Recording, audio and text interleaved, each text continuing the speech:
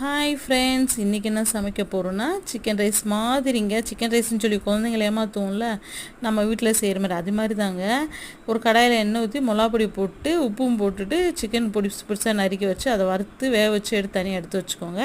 திருப்பி அதே கடாயில் 2 முட்டையை உடச்சி ஊற்றிட்டு உப்பு மட்டும் போட்டு உதிரியாக போட்டு எடுத்து வச்சுக்கோங்க. ஒரு கடாயில் எண்ணெய் ஊற்றி வெங்காயம், பச்சை மிளகாய், இஞ்சி பூண்டு பேஸ்ட் போட்டு நல்லா வதக்கிக்கோங்க.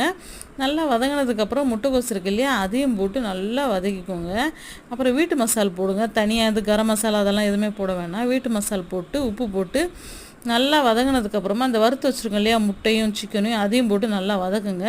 கடைசியில் இறக்க போகும்போது பெப்பர் தூளும் கொத்தமல்லி தலையும் போட்டு நல்லா கிண்டி இறக்கி வச்சுருங்க. ஒரு கடாயில் சாப்பாடு உதிரியாக வடித்து வச்சுக்கோங்க. சாப்பாடு போட்டு இந்த வதக்கினது பூரா உள்ளே போட்டு கிண்டிட்டிங்கன்னா டூப்ளிகேட் சிக்கன் ரைஸ் ரெடி.